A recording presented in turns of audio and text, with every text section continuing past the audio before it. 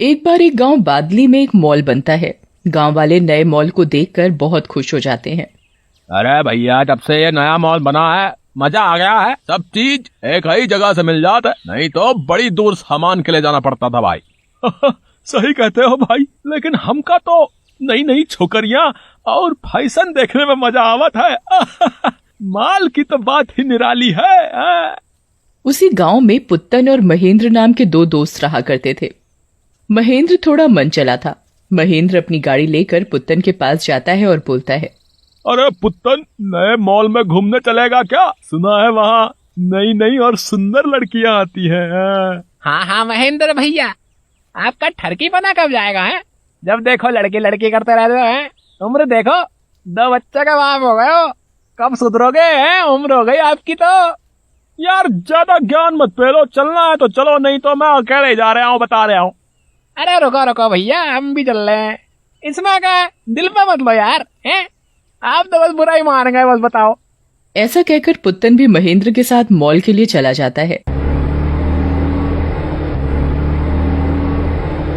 दोनों मॉल की पार्किंग में गाड़ी लगा रहे होते हैं कि तभी पुत्तन को किसी औरत का साया दिखता है जिसने अपनी कटी गर्दन हाथ में पकड़ी होती है।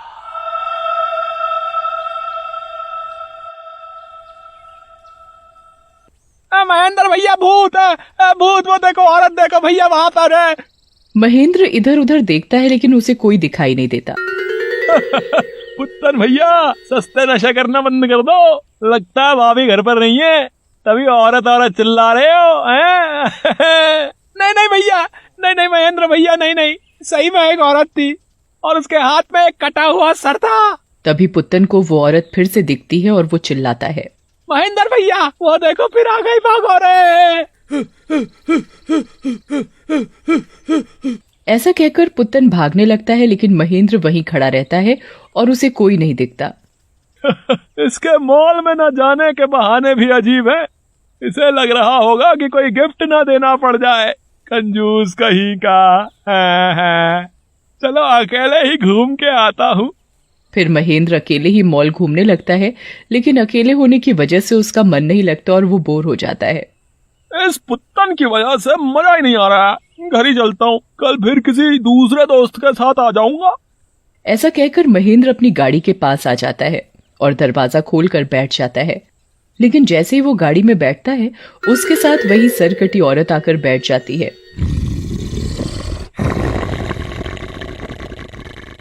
उसे देखकर महेंद्र घबरा जाता है।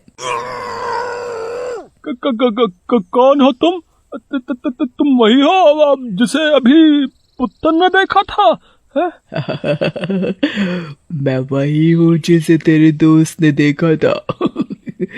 तुझे भी उस दोस्त के पास ले चलती हूँ। ऐसा कहकर औरत चुड़ैल बन जाती है और उसके 4 हाथ निकल आते हैं। एक हाथ में उसने पुत्तन का सर पकड़ा होता है।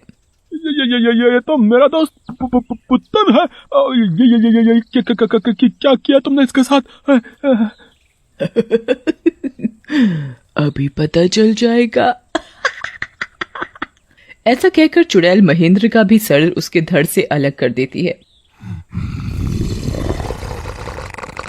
उधर गांव में कई दिनों से महेंद्र और पुत्तन के ना मिलने से उनकी पत्नियां चमेली और बिमला परेशान हो जाती हैं। अरे बहन, तुम्हारा पति पुत्तन वापस आए क्या? अरे कहाँ बहन, पता नहीं कहाँ मुंह मार रहा है कमबख्त। किसी की भी चिंता नहीं है इस नासमिटे को। सही कह रही हो, हमरा वाला तो मन चला भी है, पता नहीं कहाँ मुंह मार रहा होगा। फिर वो दोनों सरपंच के पास जाती हैं और उन्हें सारी बात बताती हैं, जिसे सुनकर सरपंच जी बोलते हैं, बेटी, मैं तुम्हारी सारी बात समझ गया, तुम ज्यादा परेशान मत हो। मैं गांव के लोगों को बोलता हूँ, वो तुम्हारे पति को ढूंढेंगे, ठीक है? उधर अगले दिन गांव के ही पति पत्नी, जिसका नाम श्याम और छबीली था, मॉल घूमने जाते हैं और मॉल घूमकर वापस पार्किंग में खड़ी गाड़ी में आ जाते हैं। श्याम छबीली से कहता है, क्या बात है छबीली, आज तो तुम गजब ढा रही हो, कुछ ज्यादा ही सुंदर लग रही हो। अजी छोड़ो ना, आप भी कुछ भी कहते हो, मैं तो वैसी ही लग रही हूँ जैसी हूँ, बस अकेले मौका मिलना चाहिए तुमको तो। तभी वही चुड़ैल वहां आ जाती है। सही कह रही हो बहन तुम, इन मर्दों को तो मौका मिलना चाहिए। खास तौर पर पार्किंग में। ऐसा कहकर चुड़ैल श्याम की गर्दन पकड़ लेती है। श्याम चिल्लाते हुए छबीली से कहता है, छबीली, तुम गाड़ी से उतरो और भाग जाओ, नहीं तो ये चुड़ैल मेरे साथ तुम्हें भी मार डालेगी। कैसे बचेगी बच्चे? इस मॉल की पार्किंग में मेरे होते हुए कोई बचकर नहीं जा सकता। ऐसा कहकर चुड़ैल श्याम को मार डालती है और फिर छबीली की तरफ बढ़ती है। मत मारो मुझे, छोड़ दो, मैंने क्या बिगाड़ा है तुम्हारा? पता चल जाएगा क्या बिगाड़ा है तुम लोगों ने। ऐसा कहकर चुड़ैल छबीली को भी मार डालती है। उधर गांव में 4-4 लोगों के गायब होने की खबर फैल जाती है और लोग सरपंच जी के पास आते हैं। गांव वालों में एक आदमी जिसका नाम मुन्ना होता है बोलता है, अरे सरपंच जी, 4 लोग अपने गांव से गायब हो गए हैं, लेकिन पता ही नहीं चल रहा है कि कहाँ गए हैं। कुछ तो करना पड़ेगा कि नहीं करना पड़ेगा? अरे मुन्ना, कह तो तुम ठीक रहे हो भाई, लेकिन कुछ पता तो चले कि कहाँ गए वो लोग, तभी तो कुछ करें। तभी राजू नाम का एक गांव वाला छबीली के बच्चों को लेकर आता है और उन्हें बोलने के लिए कहता है। बोलो बच्चों, क्या बोलना चाहते हो? बच्चों को रोता देख सरपंच जी कहते हैं, रो मत बच्चों, मैं कुछ करता हूँ, अभी तुम लोग मेरे घर में रुक जाओ। उसके बाद बच्चे सरपंच जी के घर चले जाते हैं और सरपंच जी मुन्ना और राजू को मॉल में जाकर छबीली और श्याम को ढूंढने के लिए कहते हैं। राजू और मुन्ना मॉल में चले जाते हैं और छबीली और श्याम को मॉल में देखते हैं, लेकिन वो उन दोनों को कहीं नहीं दिखते। अरे भैया, सुबह से शाम हो गई लेकिन ये दोनों कहीं नहीं मिले, लगता है बच्चों को कोई गलत फहमी हुई है। सही कहते हो, क्यों ना एक बार पार्किंग में भी देख लिया जाए। उसके बाद मुन्ना और राजू पार्किंग के अंदर जाते हैं, लेकिन अंधेरा देखकर मुन्ना अंदर जाने से मना कर देता है। भैया, यहाँ तो अंधेरा है और मुझे अंधेरे से डर लग रहा है, मैं बाहर ही तुम्हारा इंतजार करूंगा। कहा भैया, इतने बड़े होकर भी डरा तो? चलो तुम बैठो, हम अभी आवते हैं। ऐसा कहकर राजू अंदर चला जाता है। उधर मुन्ना उसका इंतजार करने लगता है। काफी देर बाद भी जब राजू नहीं आता तो मुन्ना डर के मारे वहां से चला जाता है और गांव में आकर सारी बात गांव वालों को बताता है, जिसे सुनकर सरपंच जी बोलते हैं, देखो भाई, मानो या ना मानो, ये चुड़ैल का साया है, हमें गांव के साधु बाबा की मदद लेनी चाहिए। फिर गांव वाले साधु बाबा को लेकर आते हैं और साधु बाबा ध्यान लगाते हैं। इस मॉल पर तो चुड़ैल का साया है। इस मॉल की खुदाई के समय एक औरत दबकर मर गई थी, उसी की आत्मा चुड़ैल बनकर सबको मार डालती है। 5 गांव वाले भी मारे गए। जल्द ही कुछ नहीं करेंगे तो ये पूरे गांव और फिर मॉल में आने जाने वाले सभी लोगों को मार डालेगी। 5? इसका मतलब उसने राजू को भी मार डाला? मैं इस चुड़ैल को नहीं छोड़ूंगा, मैं अभी जाता हूँ। वो राजू दोस्त नहीं, भाई था मेरा।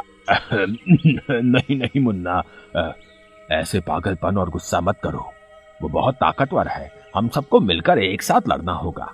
फिर साधु और गांव वाले मिलकर मॉल की पार्किंग में चले जाते हैं। वहां बहुत अंधेरा होता है। साधु बाबा मंत्र पढ़ने लगते हैं, तभी वहां रोशनी हो जाती है और 5 लोगों के कंकाल वहां पड़े होते हैं।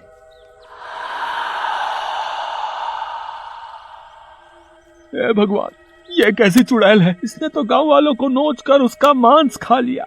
तभी चुड़ैल आ जाती है।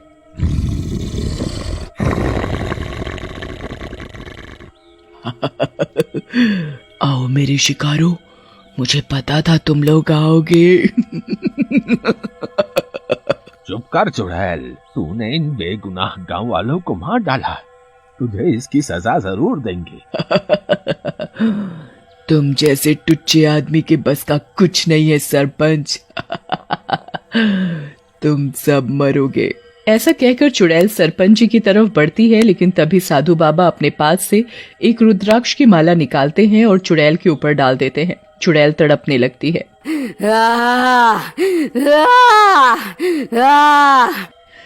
बुढ़े बुढ़े, ये तूने क्या किया?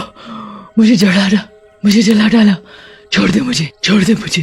तेरे किए का यही अंजाम है दुष्ट चुड़ैल, तेरा अंत ऐसे ही निश्चित है। थोड़ी देर में चुड़ैल पूरी तरह जल जाती है। मैं किसी को जिंदा नहीं छोड़ूंगी।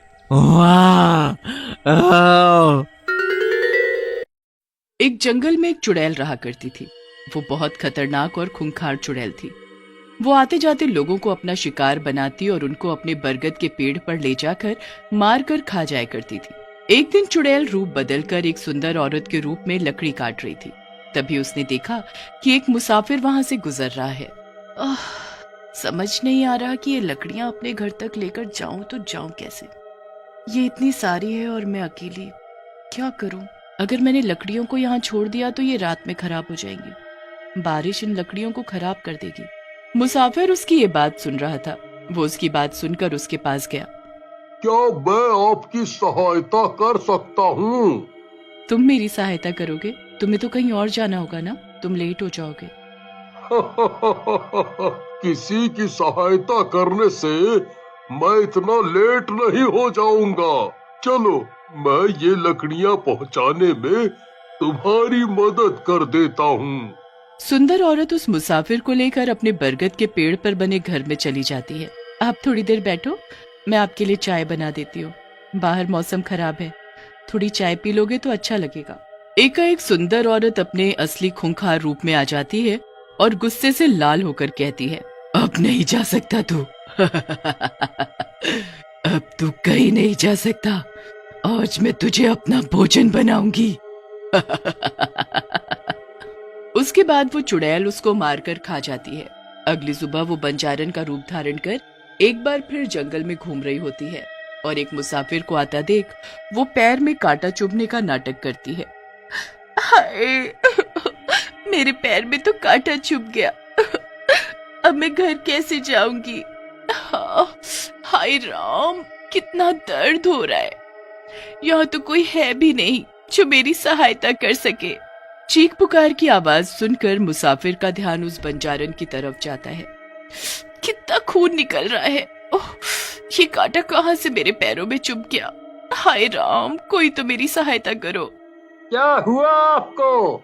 आप रो क्यों रही हैं? मेरे पैरों में कांटा चुभ गया है जिसकी वजह से मैं चल नहीं पा रही हूँ और शाम ढलने वाली है। अगर मैं घर नहीं पहुँची तो यहाँ के जानवर मुझे खा जाएंगे। चलिए, मैं आपको आपके घर पहुंचा देता हूँ। आप किसी अनजान की मदद क्यों करना चाहते हैं?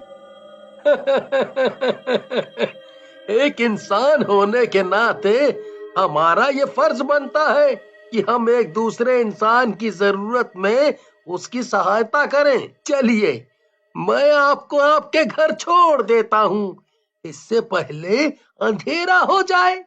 मुसाफिर के कंधे के सहारे चुड़ैल बंजारन रूप में अपने बरगद के पेड़ पर बने घर में चली जाती है। अब रात बहुत हो गई है, आप यहीं रुको ना, मैं आपको खाना देती हूँ, उसके बाद आप चले जाइएगा। नहीं, मैं रात में ही घूमता हूँ, मुझे डर नहीं लगता। मैं चला जाऊंगा, तुम चिंता मत करो। जैसे ही मुसाफिर घर के बाहर जाने लगता है, बंजारन अपने असली चुड़ैल रूप में आ जाती है। चिंता तो अब तेरा परिवार करेगा, क्योंकि आज तू घर नहीं जा पाएगा और आज मैं तुझे अपना भोजन बनाऊंगी। इतना बोलकर चुड़ैल उसको मार देती है। फिर एक दिन किसी दूसरे शहर से पिकनिक मनाने कुछ लोगों का समूह उस जंगल में आता है। उसमें से एक लड़के पर चुड़ैल की नजर पड़ती है और चुड़ैल उसको पसंद करने लगती है। चुड़ैल उसको फंसाने के लिए फिर से अपने नए सुंदर रूप में आती है और वहाँ बनी झील में कूद जाती है। कोई मेरी सहायता करो, मैं डूब रही हूँ, कोई मुझे बचाओ, बचाओ, बचाओ। उसकी पुकार वो लड़का सुन लेता है और उसके पास आकर उसको बचा लेता है। वो लड़का उस सुंदर रूप को देखते ही मोहित हो गया था। भला वो उसकी बात क्यों नहीं मानता? वो लड़का कुछ दिन वहीं रुकता है और चुड़ैल के प्रेम जाल में फंस जाता है। फिर एक दिन, क्या तुम मुझसे शादी करोगी? हाँ, लेकिन मेरी एक शर्त है, तुम्हें मेरे साथ इसी जंगल में इसी पेड़ के ऊपर ही रहना होगा। बोलो, मंजूर है? वो उससे शादी करके जंगल में ही उसके साथ रहने लग जाता है। कुछ समय बाद उनकी एक बेटी हो जाती है। वैसे तो चुड़ैल के पास रूप बदलने की ताकत थी, लेकिन अमावस्या की काली रात को चुड़ैल अपना असली रूप नहीं छुपा पाती थी। एक अमावस्या की रात उसका पति उसे बदलते चुड़ैल रूप में देख लेता है। वो बहुत डर जाता है और उसे वहीं अकेला छोड़कर भाग जाता है। जब इसका पता चुड़ैल को चलता है तो वो दुखी होने के साथ साथ बहुत गुस्से में आ जाती है। पर गुस्सा शांत होते ही उसको अपनी बेटी की याद आती है। वो अपनी बेटी को अपने चुड़ैल होने का राज नहीं बताती है। उसको डर होता है कि उसकी बेटी भी उसे एक दिन ये सच जानकर छोड़ देगी। ये सोचकर वो अपनी बेटी को भी एक आम जिंदगी देती है। वो दोनों बहुत ही खुशी से एक दूसरे के साथ अपना जीवन। चलो बेटी, हमें गांव जाकर लोगों की सहायता करनी है। हम उनकी सहायता किस प्रकार करेंगे माँ? गांव में पानी की कमी हो गई है। गांव का कुआं सूख चुका है बेटा। हम यहाँ अपने पास के कुएं से पानी भरकर वहां तक पहुँचाएंगे, जिससे गांव वाले वो पानी पीकर अपनी प्यास बुझाएं। इतना बोलकर दोनों माँ बेटी गांव की तरफ चली जाती हैं और कुएं से पानी लेकर सबको पानी पिलाती हैं। बेटी, आज हम लोगों ने एक बहुत ही पुण्य का काम किया है। चलो अब अपने घर चलते हैं और खाना खाकर थोड़ी देर पेड़ के नीचे आराम करते हैं। लेकिन चुड़ैल अच्छा काम कर करके थक गई थी। उसको अब इंसानों को खाने वाली भूख लगने लगी थी। पेड़ के नीचे लेटे लेटे बेटी बोर हो जाती है और वो अपनी माँ से पूछती है, माँ, कितनी भी किसी की सहायता कर लो, लेकिन अंतिम में हम दो ही बच जाते हैं। क्या आपके पास कोई तरकीब है जिससे हम इस खालीपन को दूर कर सके? बेटी, मुझे बचपन से ही गेम खेलना बहुत पसंद था। मैं अलग अलग तरीके के गेम खेला करती थी और अपने समय में मैं हमेशा उनको जीता भी करती थी, जब बहुत मजा आता था। उसकी बेटी ये बातें बड़े ध्यान से सुन रही होती है और फिर बोलती है, तो माँ, आपको सबसे ज्यादा कौन सी गेम पसंद थी? वैसे तो मुझे सारे ही गेम्स रोचक लगते थे, लेकिन मेरा सबसे पसंदीदा गेम था जो मैंने और मेरी माँ ने खुद बनाया था। तो वो गेम क्या थी माँ? बेटी की बातें सुनकर और उत्साहपन देखकर चुड़ैल के मन में एक तरकीब आई। हम इस पेड़ के पास गोल गोल चक्कर लगाकर लोगों को पकड़ते थे।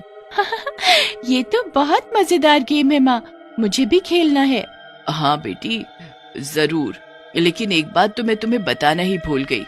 इस गेम के साथ साथ हम एक गाना भी गाया करते थे। कौन सा गाना माँ? इस पेड़ से बचकर जाओगे कहाँ, यहाँ बचना होगा मुश्किल तेरा। इस पेड़ से बचकर जाओगे कहाँ। फिर वो दोनों ये खेल खेलने लगते हैं। तभी शहर की तरफ से आता हुआ एक राहगीर उनके घर के सामने से जा रहा होता है। वो दोनों माँ बेटी यही गाना गाते हुए उस पेड़ का चक्कर लगा रही थी। ये तुम दोनों क्या कर रही हो? पेड़ के चक्कर क्यों लगा रही हो? और इतना मधुर गाना तुमने कहाँ से सीखा? हम एक गेम खेल रहे हैं, क्योंकि हम दोनों यहाँ अकेले रहते हैं, इसलिए मन बहलाने के लिए हम गाना गाकर खुद को अच्छा महसूस करवाते हैं। ये गेम मेरी माँ ने बनाया है। इस गेम के कुछ नियम हैं। क्या तुम हमारे साथ खेलना चाहोगे? तुम गेम को अधूरा नहीं छोड़ सकते, और अगर तुम जीते तो तुम्हें खजाने की प्राप्ति होगी, लेकिन अगर तुम हारे तो तुम्हें हम लोगों की इच्छानुसार कार्य करना होगा। वे तीनों बरगद के पेड़ के आसपास वही गाना गाते हुए चक्कर काटने लगते हैं, पर लास्ट में राहगीर हार जाता है। चुड़ैल मन ही मन बहुत खुश होती है। बेटी, तुम जरा घर जाओ, मैं इन अंकल को पनिशमेंट देकर आती हूँ। बेटी के जाते ही चुड़ैल खूंखार रूप में आ जाती है। बहुत दिनों बाद आज भूख मिटेगी मेरी। तेरी सजा यही है कि तू मेरा शिकार बने। लाख गिड़गिड़ाने पर भी चुड़ैल उसे नहीं छोड़ती और राहगीर को मारकर खा जाती है। खेल की आड़ में चुड़ैल अब लोगों को रोज फंसाती। गेम के अंत में वो दोनों हमेशा ही जीता करती थी। उनसे जीतने वाला कोई भी नहीं था। ऐसे ही दिन बीतते गए और चुड़ैल अपनी बेटी का इस्तेमाल करके उसकी नजरों में अच्छी और राहगीरों को हराकर उनका नाश्ता करने लगी। सालों बीत गए। अब उसकी बेटी 18 साल की थी। एक रात, आज अमावस्या की वही रात है जिसमें मैं खुद पर चुड़ैल बनने से काबू नहीं कर पाती। आज मेरी बेटी को कहीं पता न चल जाए कि मैं चुड़ैल हूँ। मुझे यहाँ से दूर जाना होगा। अपनी बेटी को किसी भी तरीके से मुझे यहाँ पर अकेला छोड़ना होगा। कुछ ही देर बाद उसकी बेटी अंदर रोते हुए आती है। माँ, देखो न, मुझे ये क्या हो रहा है। मैं बदल रही हूँ। मेरे पैर कैसे हो रहे हैं? क्या हुआ बेटी? क्या हुआ तुमको? तुम रो क्यों रही हो? मैं बदसूरत हो रही हूँ। मुझे समझ नहीं आ रहा मेरे साथ क्या हो रहा है। चुड़ैल माँ सोचती है कि ये तो इंसानी बच्चा है, तो ये चुड़ैल कैसे हो सकती है। फिर उसको याद आता है कि ये तो उसकी बेटी का 18वां जन्मदिन है। वो बहुत घबरा जाती है। फिर वो उसको सच बताने का फैसला करती है। मेरी माँ एक चुड़ैल थी। जैसे ये बात गांव वालों को पता चली, उन्होंने मेरी माँ को जिंदा जला दिया। पर मैं इंसानी बच्ची थी, लेकिन गांव वालों को लगा कि मैं भी एक चुड़ैल हूँ, तो उन्होंने मुझे इस पेड़ पर लटका दिया और भूख प्यास के कारण मेरी मृत्यु हो गई।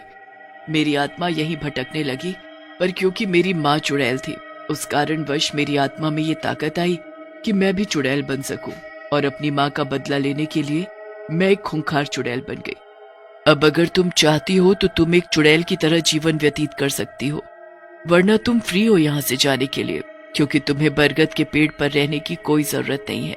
नहीं माँ, मैं तुम्हें छोड़कर कहीं नहीं जाऊंगी, पर तुम वादा करो कि आज के बाद तुम भी एक आम जिंदगी जियोगी और हम इन जंगलों से कहीं दूर जाकर एक तरीके से जीवन शुरू करेंगे। फिर चुड़ैल और उसकी बेटी उस जंगल को छोड़कर दूर पहाड़ी में बस जाते हैं और एक नया जीवन शुरू करते हैं।